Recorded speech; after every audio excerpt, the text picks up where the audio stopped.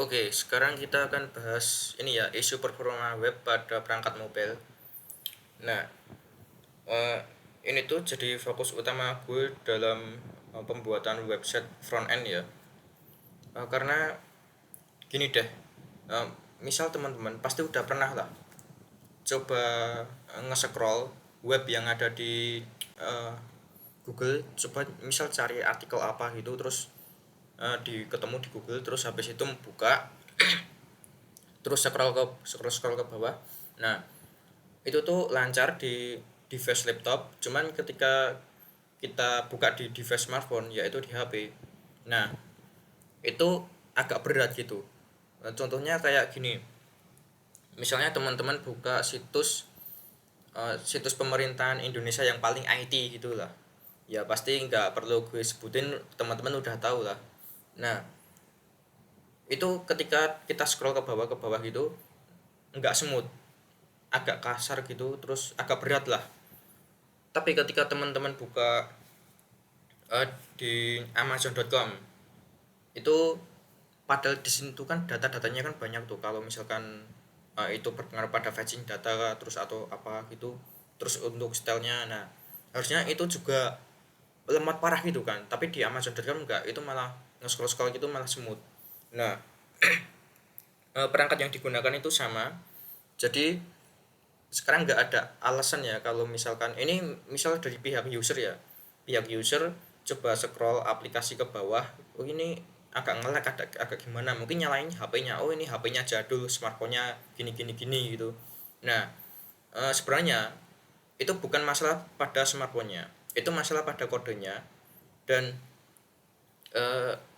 ya, disclaimer dulu, ini kalau misalkan teman-teman yang lihat ini role-nya back end, ini videonya bukan buat kalian, karena ini role-nya yang gue khususin tuh buat front end ya.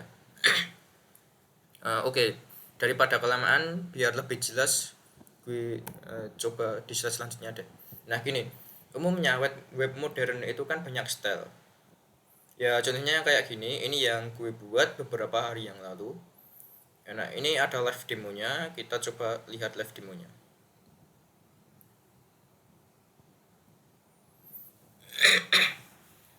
Jadi ini tuh uh, cuman simple sih, nggak pakai framework, jadi nggak ada alasan buat performa jelek gitu, karena ini tuh cuman pakai HTML, CSS sama JavaScript. Nah ini ada background, bukan background sih, ini cliptext ya, pakai cliptext. Ini ada teksnya, teks gradient dengan step kayak gini, dengan animasi step. Terus ini untuk toggle temanya, ini di bagian navbar. Terus ini icon WhatsApp, kalau ini diklik, nah ini tuh ke web, ke WhatsApp ini ya, lanjutkan ke web atau buka aplikasi. Nah kalau misalkan dibuka di smartphone, ini langsung menuju ke WhatsApp, terus nulis pesan teks gini ke nomor ini gitu. Oke, jadi ini masalahnya ketika di uh, laptop atau tablet gitu kan, biasanya pakai animasi gini, hover gitu ya, hover. Kalau di hover muncul back shadow, terus ada transform, translate Y gitu. Nah, kalau untuk masalah sini tuh nggak ada masalah sebenarnya, nggak ada masalah pada rendering di sisi smartphone. Oke, nah terus gini deh. Terus ini kan ketika scroll ke bawah, bentar kita coba ulang. Kan kayak belum muncul, terus baru muncul gitu kan, score different animation. Nah kayak gitu. Nah ini tuh juga berat. Nah kayak gini, ini tuh juga berat di smartphone, tapi ini malah nggak ada fiturnya di smartphone. Oke. Eh, terus nah kayak gini ketika di hover pasti ada efek-efek kayak gini lah.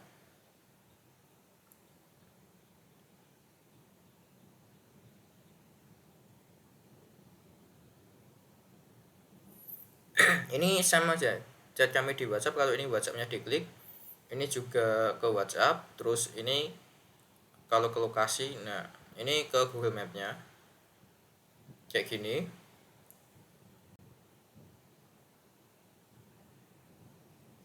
Terus ini, nah ini kalau di over ada scale, saya masih scale-nya kayak ini. Nah, emang ini belum gue selesaiin sih. Terus ini nanti kedepannya juga pakai Corel ya, biar lebih enak. Nah, kalau di over kan kayak gini.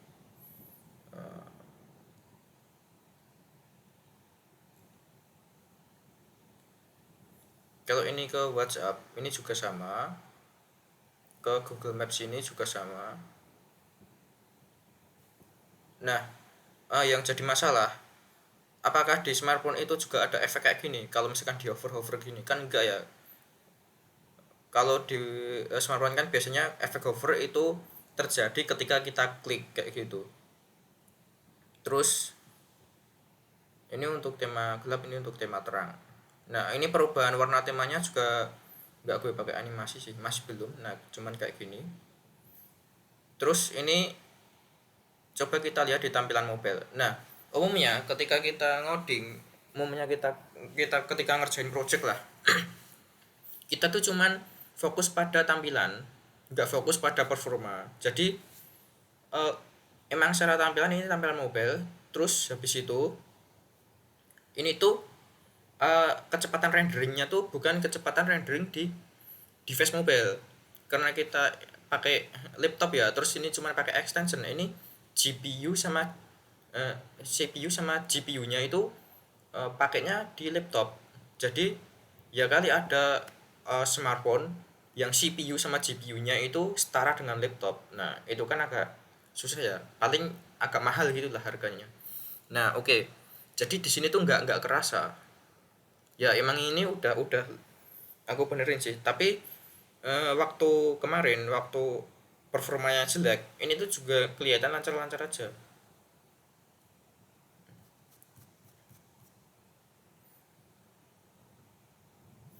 Nah, terus ini disclaimer dulu deh. Ini kenapa tombol temanya ada di bagian sini, bukan masuk ke bagian sini. Nah, ini emang gue bukan UX, terus gue fokusnya di bagian front end ya. Maksudnya gue sukanya tuh ya studi kasus, terus kayak ngerjain gitu di bagian front end. Tapi ini kenapa ada di sini, bukan masuk ke sini. Nah, um, kalau misalkan ini masuk ke sini, tombol temanya masuk ke bagian navbar sini, pasti uh, kayak orang tua gitu kan agak nggak pakai ini ya, nggak pakai fitur ini. Bahkan mungkin kalau misalkan orang tua yang akses ini, mungkin nggak bakalan ngeklik tombol ini, ngeklik to bukan ya, toggle tema kan kalau misal ditaruh di sini nggak bakalan diklik, karena kayaknya nggak bakalan ngeklik tombol hamburger bar ini sih. Paling cuma scroll scroll ke bawah gitu. Oke, terus untuk temanya ini juga udah kesimpan di uh, local storage ya. Kita coba lihat. Nah, ini local storage. Nah, ini temanya. Ketika tema gelap, nah ini dark. Ketika tema terang, ini light. Jadi misal kita pakai tema light, terus habis itu kita keluar, terus kita buka ininya lagi.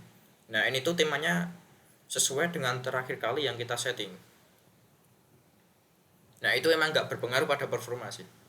Oke, sekarang kita akan bahas yang paling utama. Nah, kita udah tahu ya kalau web modern itu banyak style ya, kayak hover-hover tadi, setiap hover pasti ada gitu. Nah, cuman ini tuh akan masalah pada perangkat mobile ketika kita buat web modern. Nah, pasti tuh performanya jelek ya. Nah, ini kenapa bisa terjadi? Nah, sebenarnya nggak jelek-jelek amat. Mungkin kalau teman-teman yang buat mungkin nggak sejelek ini juga.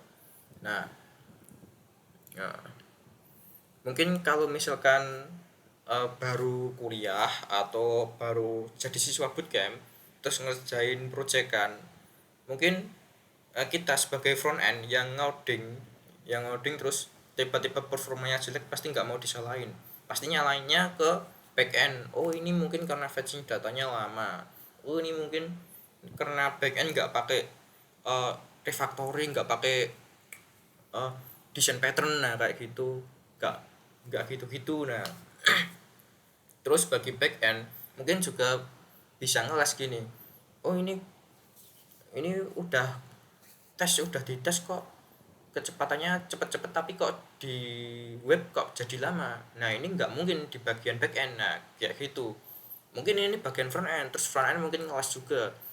Oh mungkin ini di bagian UI UX karena ini kan desainnya kan sesuai UI UX, jadi sesuai desain yang mereka minta ya gue kerjain yang sesuai. Nah jadi salah-salahan. Terus habis itu mungkin yang lebih parah nyalain yang DevOps karena memakai pola arsitektur tertentu yang mungkin itu jadi tersangka utama gitu, padahal kan nggak gitu. Nah padahal kan bukan, ya nggak dari DevOps juga sih, padahal kan bukan dari back end, terus bukan dari DevOps, bukan dari UI UX, tapi bisa juga dari front end. Nah kenapa bisa juga dari front end? Oke, sekarang kita akan analisa ini analisa gue dari project yang tadi ya. Dari yang ini kan, ini kalau misalkan alasan pakai pola arsitektur kan ya nggak mungkin, ini kan baru project simple. Terus kalau alasan kayak eh, back end itu kan nggak mungkin, ini kan baru front end doang. Terus kalau alasan pakai framework, oh ini frameworknya kurang oke, nah itu juga nggak make sense sih, karena ini kan cuman pakai HTML, CSS sama JavaScript doang, nggak mainan framework. Nah terus kenapa performanya bisa jelek? Oke, jadi ini tuh pada proyekannya, mungkin di project teman-teman juga ada sih yang kayak gini, terlalu banyak observer dan scroll event. Nah jadi itu kalau misalkan ini ya, ini ada ini header scroll, terus ada ini rival observer. Nah ini kan scrollnya ini, setiap scroll itu memicu reflow atau repaint berulang kali di perangkat CPU yang terbatas, yaitu CPU smartphone. Nah jadi kalau scroll ke bawah, nah agak berat kalau misalkan pakai scroll driven animation, atau misalkan pakai uh, di CSS konsepnya kayak rival gitu sih. Nah itu agak berat, yang mana kalau misalkan kita scroll ke bawah, nah yang di elemen bawah tuh kayaknya kosong, terus tiba-tiba muncul gitu smooth gitu. Nah itu di laptop bisa, cuman kalau di smartphone itu nggak bisa dan itu berat. Terus habis itu CSS berat dengan efek berlebihan. Nah kalau misalkan kita kan biasanya kan, oh web modern itu harus ada efek gelas, harus ada efek uh, blur dengan disatukan opacity yang membentuk gelas gitu kan. Untuk apalagi untuk bagian pop up itu pakai gelas itu keren banget, atau mungkin di bagian navbar itu keren. Nah eh, sebenarnya tadi udah pakai gini, udah pakai gelas juga, cuman gelasnya emang nggak kerasa ya. Atau mungkin gue udah punya contoh project kan yang gelasnya tuh terasa.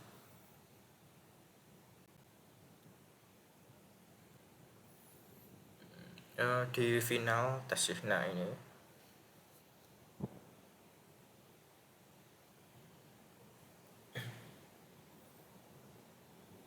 Nah kayak gini, ini navbarnya pakai gelas. Kalau tema terang ini kelihatan ya, ini gelasnya. Nah maksudnya kayak gini loh, ketika ini scroll ke bawah, nah itu kayak muncul-muncul kayak animasi, terus ini animasi gerak. Ini Unfinity ini juga mahal di GPU smartphone, maksudnya di GPU smartphone. Terus ketika scroll ke bawah, nah kayak ada muncul-muncul gitu. Nah ini tuh bahkan ini pakai laptop terus buka Canva terus habis itu ya sambil rekam. Ini tuh kipasnya bunyi dan suhunya 82 ya. Ini GPU-nya Intel UHD kalau nggak salah, terus CPU-nya itu i5 generasi 8. Nah, kayak gini. Nah, ini yang fokus utama yang gelas ini. Gelas ini kan ada efek blur sama opacity. Nah, ini tuh mahal ya di GPU smartphone. Jadi, kalau misalkan fokus utamanya pada usernya itu pada perangkat smartphone, nah enggak pakai ini dulu juga enggak apa-apa deh. Oke, terus yang tadi, kalau yang tadi tuh emang ada tapi sedikit.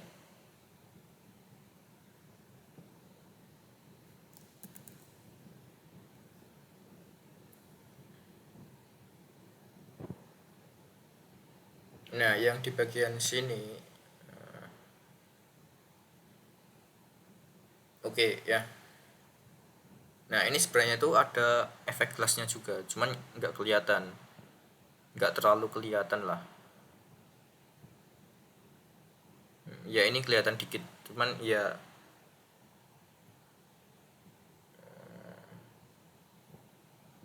ini udah aku kurangin sih, udah gue kurangin supaya biar performanya bagus. Nah, sekarang kita balik lagi ke presentasi. Jadi jangan kira oh ini kan efek dari CSS, oh ini kan setel dari CSS, pasti apalagi kalau misalkan bukan animasi custom, apalagi udah bawaan sintaks kayak gini ya, backdrop, filter, blur, terus kayak gini. Nah, jangan kira ini tuh uh, pasti bisa render, pasti bisa bisa smooth gitu. Nah, jangan kira kayak gitu. Ini tuh mahal di mobile GPU. Bahkan pixelnya semakin besar itu semakin mahal. Maksudnya semakin mahal itu bukan faktor biaya tapi faktor beban kerja. Jadi ketika misal ini 16 pixel. Nah, misal 160 pixel untuk untuk blurnya. Nah, ini di mobile GPU itu tuh beban kerjanya makin berat gitu. Terus gradien kompleks di hampir setiap elemen yang ya walaupun tadi itu fokusnya pada elemen apa aja tadi, background ya, background oke sih, nggak terlalu berat. Nah, mungkin yang terlalu berat tuh yang di bagian sini. Nah, ini kan warnanya kan animasinya infinite ya, bukan infinite tapi step, tapi juga pakai infinite juga biar kayak gini. Terus ini backgroundnya juga gradien, ini gradien, background gradien, terus ini warnanya juga gradien, walaupun ini warnanya cuma gradien dua warna doang untuk teks ini. Nah, kayak gini, tapi ini kan gradiennya kan banyak banget tuh. Bahkan ini gini, yang di bagian sini mana sih? Nah, ketika di hover, nah ini sebenarnya warnanya juga gradien sih, cuman nggak terlalu kelihatan. Nah, cuman kayak kelihatan gold, terus ini kan warna kayak ininya kan gradien tuh. Bahkan, nah ini yang atasnya juga sama kayak tadi gradien, terus ini foto ini juga gradien ya, walaupun belum ada fotonya, belum gue kasih foto, jadi gini dulu biar lebih mantep pakai gradien juga. Terus ini sebenarnya juga gradien, cuman ini nggak terlalu kelihatan.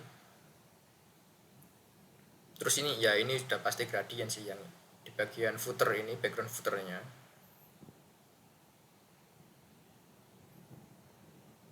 Oke, sampai sini udah ya tadi.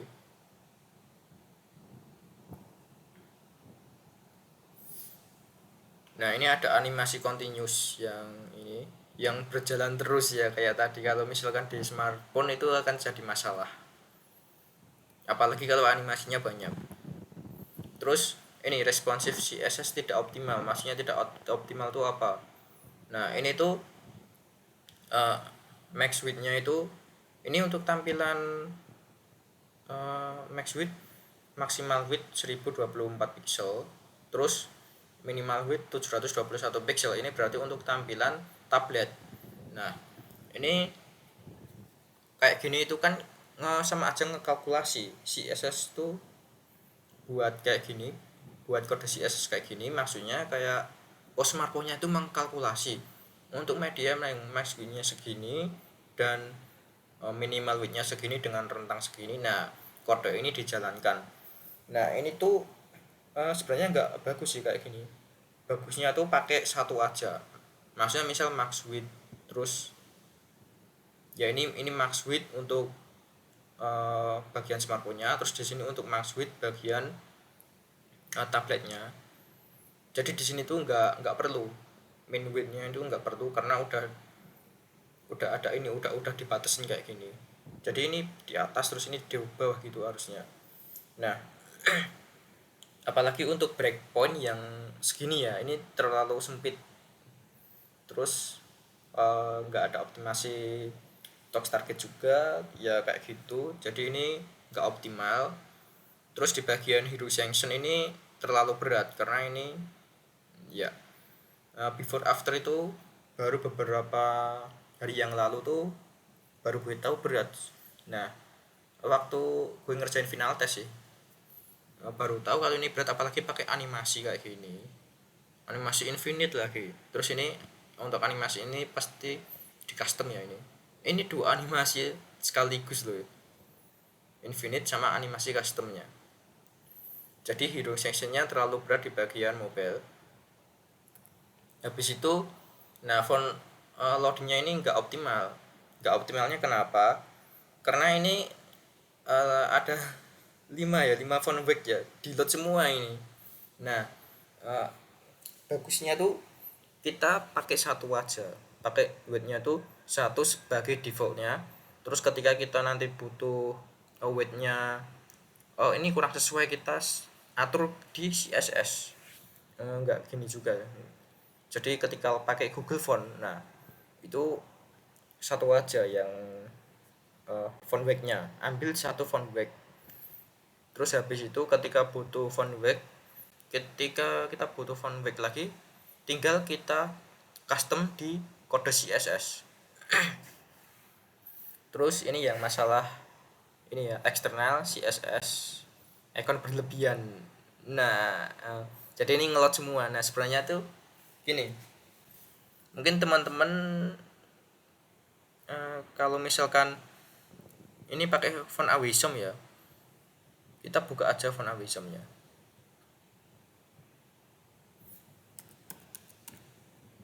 Font Awisom CDNCS.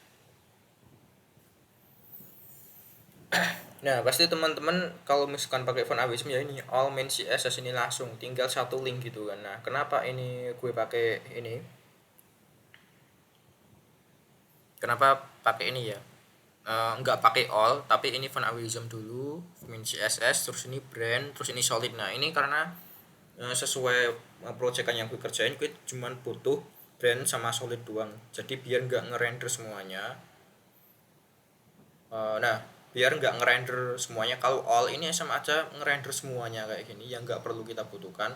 Karena sebenarnya yang kita butuhkan kan cuman brand sama solid untuk iconnya. Jadi kita hanya perlu 3 aja, font Awisom, brand sama solid, udah nggak perlu kayak ini SVG mini, WGS SVG mini, terus ini V4 font face. Nah kayak gini ini nggak perlu kan, jadi kita nggak perlu all min CSS, jadi emang linknya kelihatan banyak.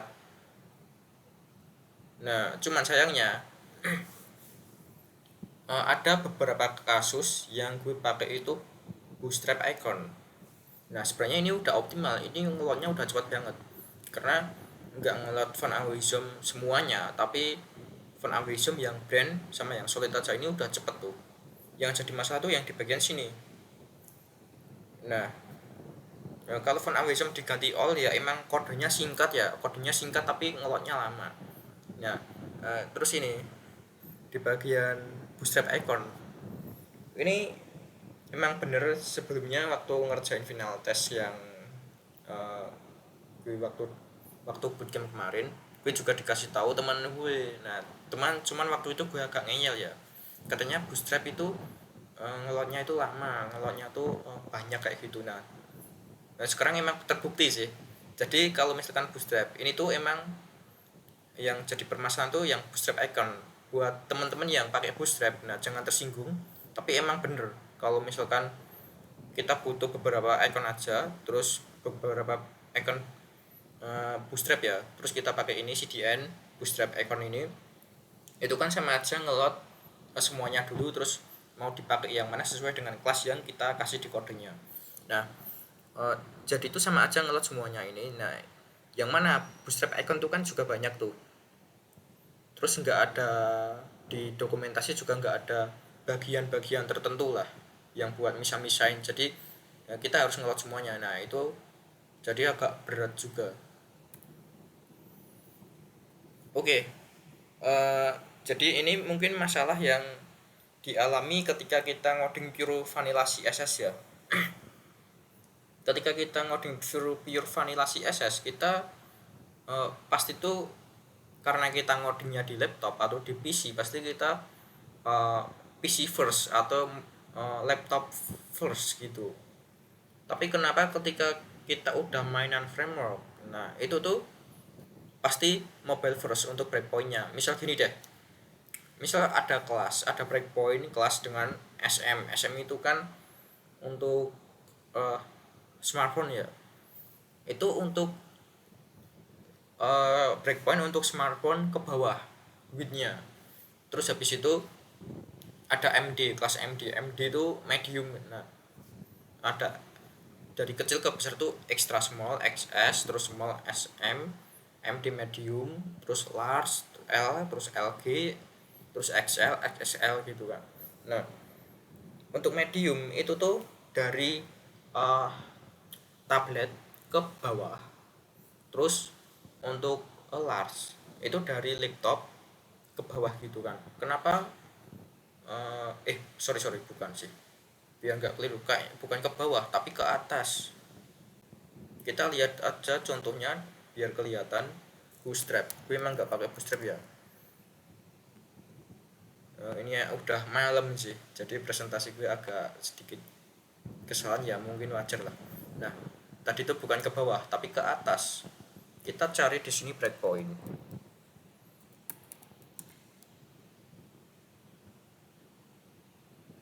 Nah kayak gini, di semua framework CSS itu sama aja ketika pakai Tailwind atau Bootstrap itu sama aja. Ketika SM itu lebih besar ya, ini buat smartphone sih untuk SM, terus medium ini buat tablet, large untuk laptop. Nah kenapa ini lebih besar, jadi ketika kita ngoding tuh sama aja, ketika nggak kasih breakpoint ya itu tuh sama aja kita ke versi yang paling kecil, bukan versi yang kita lihat. Nah bukan versi yang device yang kita gunakan. Nah jadi ketika kita ngoding itu pasti yang paling kecil, terus kalau misalkan dikasih kelas breakpoint pasti MD LG itu kan, MD buat tablet, LG buat laptop. Nah kayak gitu, jadi kita mobile first. Nah ini emang best practice-nya tuh kita mobile first. Cuman yang jadi kesalahan kalau kita udah mainan framework, kita juga taruh animasinya langsung ketika udah ini tampilannya udah oke, tapi kita belum buat responsivitasnya, kita langsung terapin animasi. Nah itu juga masalah, karena gini, kayaknya slide selanjutnya gue udah jelasin sih. Oke, pertama ini dulu gue jelasin ya untuk desktop first versus mobile first, yang nanti gue keep buat ntar. Nah ini kondisi saat desktop first. Jadi kita punya style kayak gini, backdrop filter blur, terus box shadow, terus box shadow nggak terlalu berpengaruh juga mungkin. Terus kalau misalkan pakai hover ya mungkin berpengaruh di GPU mobile. Terus animasi, nah ini berpengaruh. Nah gini, yang terjadi ketika kita desktop first terus kemudian di override untuk bagian mobile, artinya di bagian mobile kita tuh sama aja ngelot semuanya nih, ngebaca semuanya di ini dulu. Habis itu yang mana ini tuh berat-berat ya, kayak blur ini kan berat di smartphone. Habis itu baru di bagian sini bagian override untuk mobile. Jadi gini deh, secara analogi, secara garis besar, ketika kita buka di bagian mobile, ini tuh di balik layar CSS-nya tuh sama aja kita pakai di pada desktop dulu, karena ini kan kondisinya desktop first. Kita pakai desktop dulu, habis itu baru deh di sini ada responsivitas max width ini. Oh, berarti max width-nya ini dijalanin kayak gini. Ini sebenarnya kalau misalkan buat website yang nggak pakai, ketika di over nggak ada transisi, nggak ada animasi, atau ya komponen nggak ada transisi, terus ketika di over tuh nggak ada transaksi, nah kayak gitu, ini nggak akan jadi masalah kayak gini.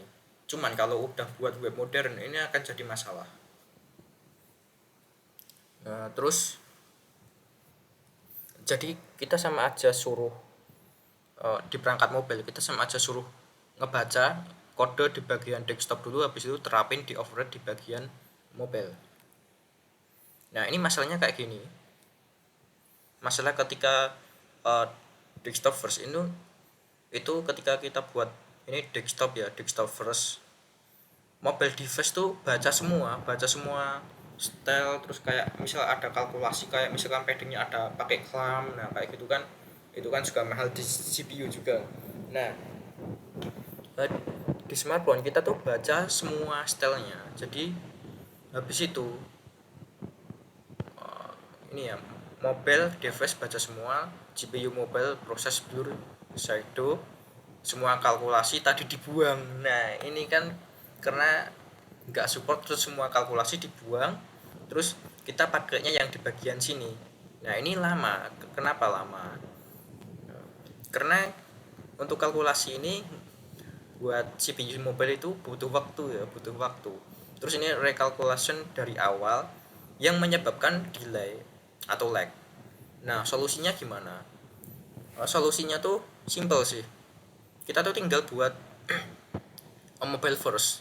Jadi secara default kita buat tampilan mobile, terus habis itu untuk responsivitasnya, untuk media responsivitasnya kita pakai yang atasnya gitu. Jadi ini untuk min width. Jadi secara garis besar tuh jangan pakai max width gitu aja sih, pakai min width.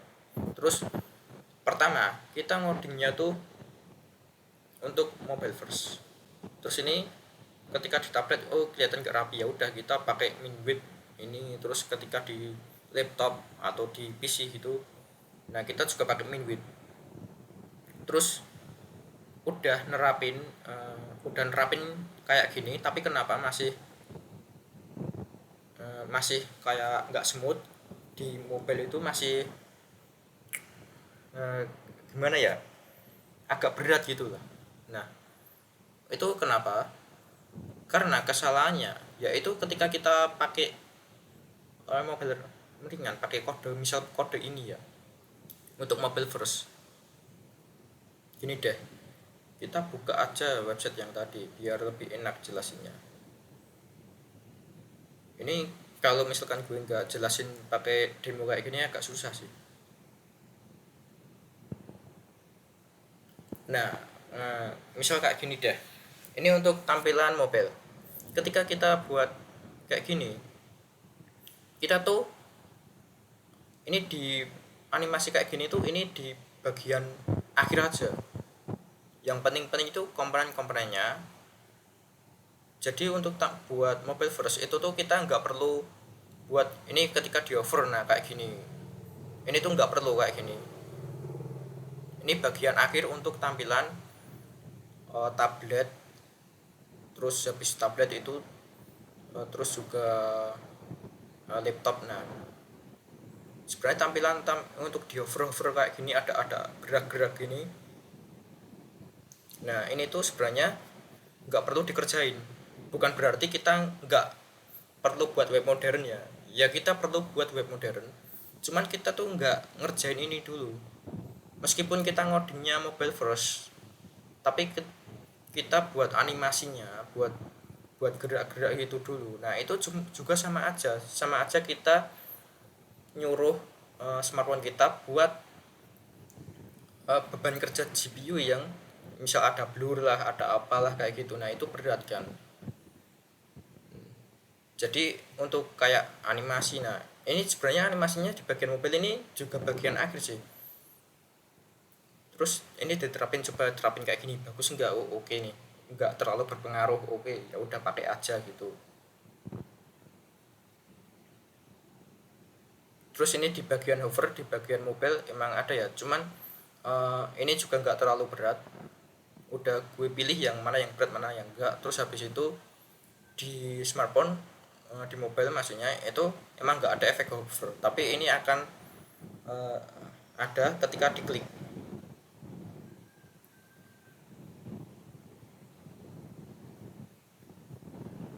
Jadi untuk efek-efek kayak gini ini tuh dikerjain paling akhir.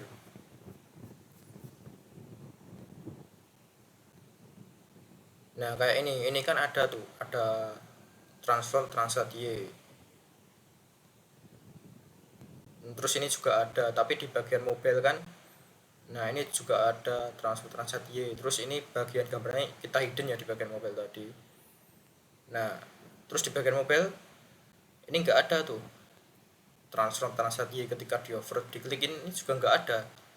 Nah sebenarnya kita tuh buat tampilan mobile, terus jangan ini juga di over, dibuat juga di tampilan mobile ini, dibuat di bagian min width untuk tablet atau untuk laptop gitu. Jadi biar untuk tampilan mobile ini tuh juga nggak render untuk style-style yang transform translate Y ini.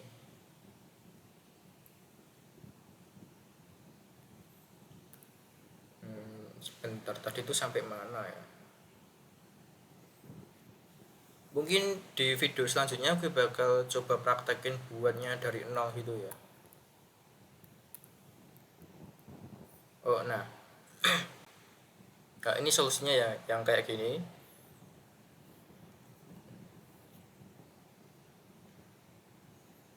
Terus ini perbandingan, oh ya gue bakalan bahas masalah yang tadi ya, yang ketika ini uh, desktop first ya.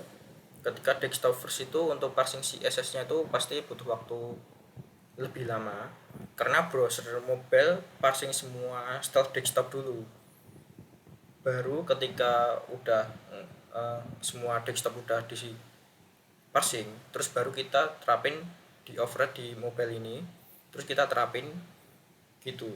Nah jadi agak lama. Jadi mobile first itu emang best practice ya.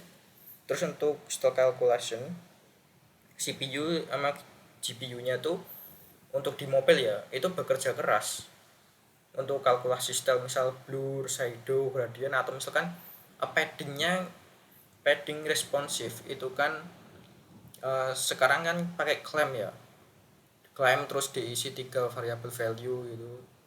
Terus apalagi kalau misalkan kita setelah satu-satu tuh atas, atas, kanan, bawah, kiri, ya udah kita klaim gitu kan.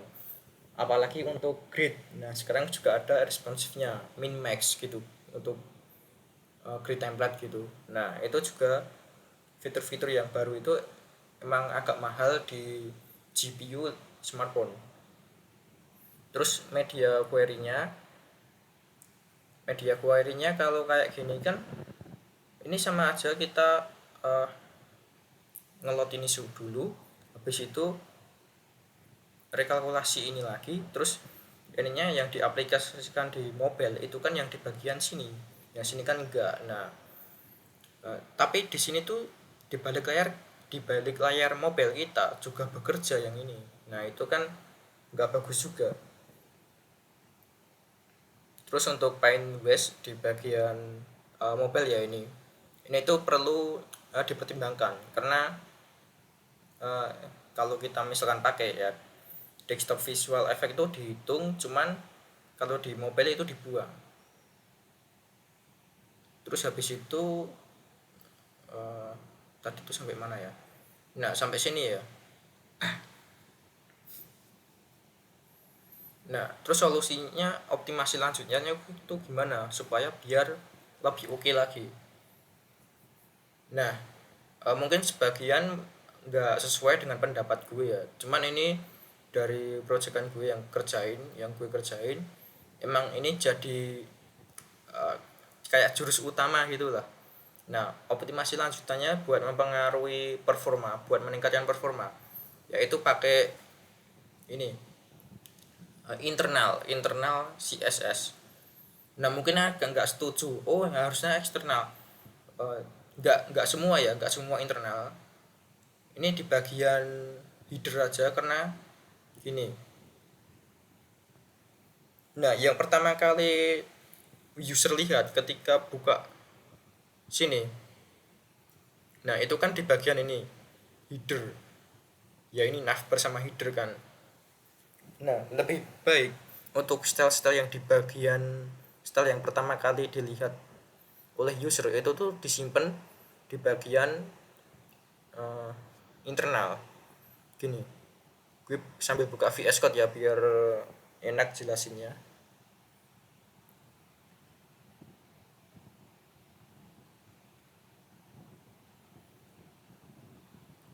Jadi di sini index.html. Nah, CSS-nya udah gue split code juga sih. Jadi kayak gini. Nah, ini komponen untuk layout section, terus ini UI. Oke, ini untuk CSS-nya, terus ini untuk HTML-nya. Jadi gue juga pakai eksternal ya. Jangan kira-kira semuanya pakai internal gitu, enggak. Maksudnya tuh gini, di bagian indeks HTML, yang internal tuh yang di bagian yang paling atas. Yang paling atas kan ada body, hero kayak gitu kan. Nah, kayak gini. Ya mungkin uh, ini emang belum gue rewrite ya. Ini harusnya karena ini kan masih uh, desktop first. Jadi sebelumnya gue juga kesalahan desktop first, terus ini gue rewrite ke mobile first. Jadi emang belum semuanya gue rewrite sih. Nah, jadi kayak gini. Ini di bagian body, terus class hero, class container, hero grid, terus ya semuanya. Ini tuh style untuk bagian atas ini yang pertama user lihat. Nah, biar lebih mempercepat, gue taruhnya di bagian internal. Ini lebih cepat daripada di bagian eksternal. Jadi untuk yang di bawahnya, nah di bawah-bawahnya sini itu baru di bagian eksternal.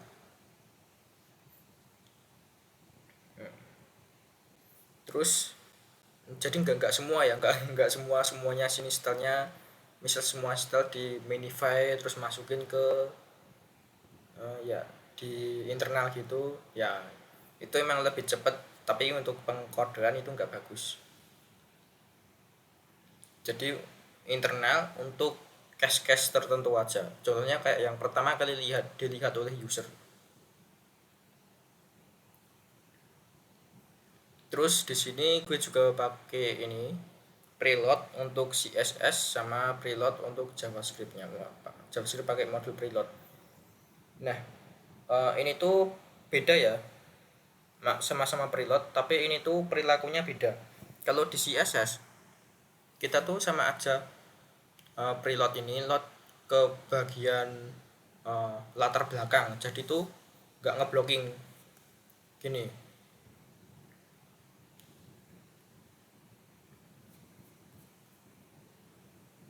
CSS preload, coba kita lihat. Nah, ini font away zone preload. Nah, ini tuh maksudnya biar ini dikerjain di latar belakang, terus biar kita bisa fokus ke yang utama gitu. Karena kalau misalkan kita pakai style sheet kayak gini, ini tuh ngeblocking tuh artinya ketika kita di sini style sheet ya, misal style sheet, nah yang di sini tuh nggak bakalan di load karena di sini belum kelar kayak gitu. Jadi style sheet tuh ngeblocking, terus preload itu kayak masukin ke antrian gitu. Ini untuk CSS-nya.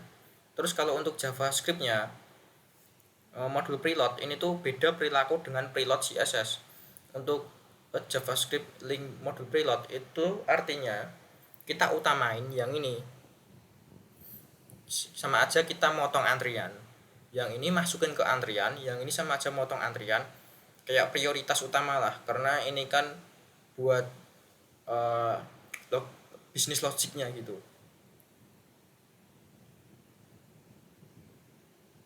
Jadi ini buat mempercepat. Terus habis itu untuk gambarnya kan setiap web itu kan pasti ada image gambar-gambar ya.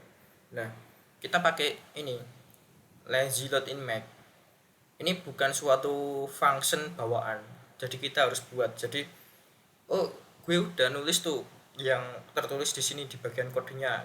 Ini lazy load in Mac udah camel case juga, udah kurung buka kurung tutup. Ini udah bentukannya function, tapi kenapa di proyekan gue nggak ngefek. Nah, karena ini tuh bukan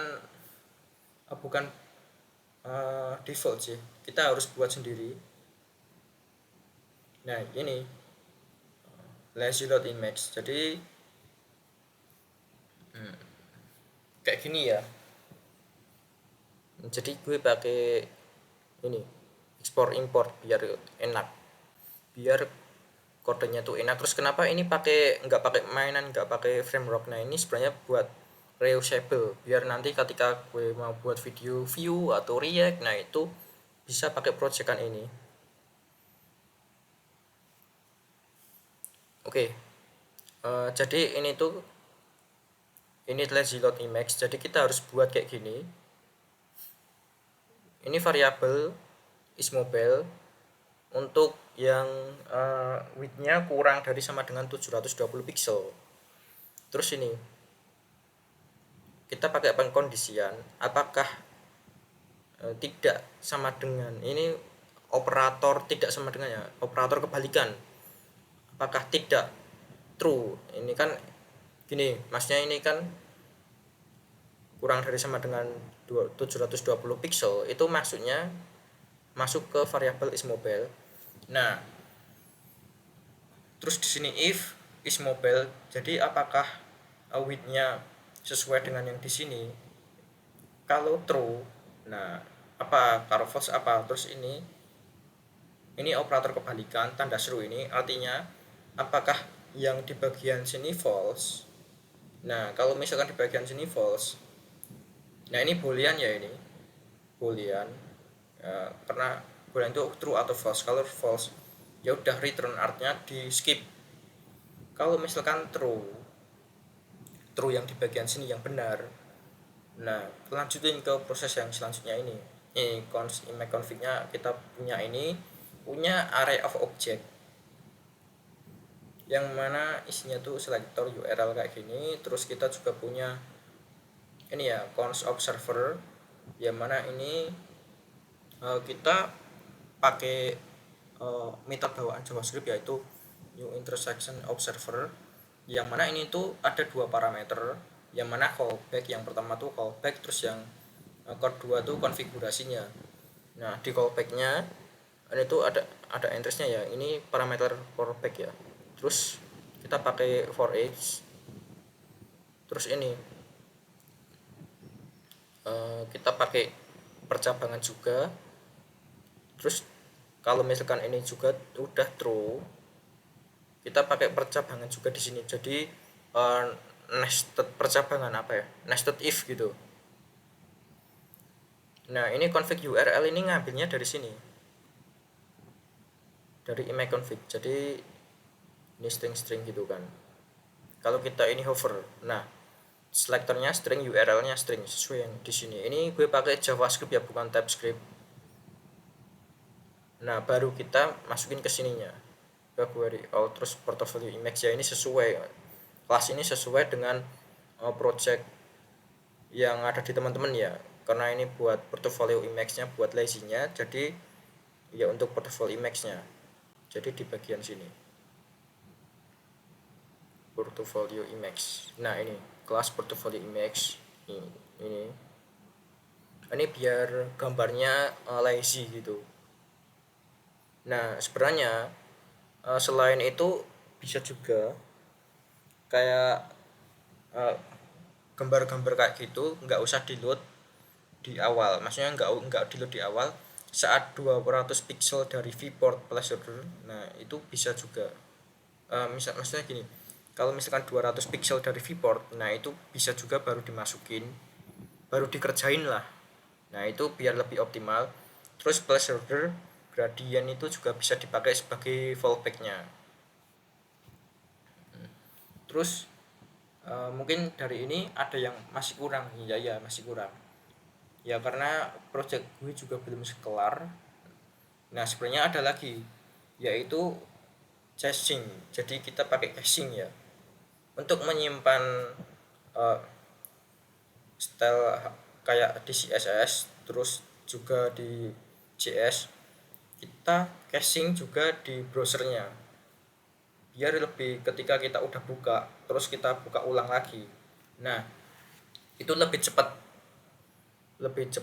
proses datanya itu pakai caching. Terus kalau misalkan udah aplikasi besar ya misalnya ya, atau mungkin stylenya udah banyak lah, udah pokoknya kode-kodenya udah banyak, nah itu juga akan jadi masalah pada caching, pada penyimpanan.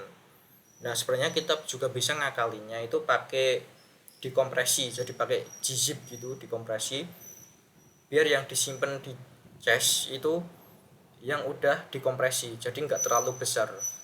Itu juga bisa kayak gitu. Cuman dua hal itu belum gue kerjain karena ini project yang ini aja juga belum kelar. Nah setelah gue melakukan semua yang gue sebutin tadi,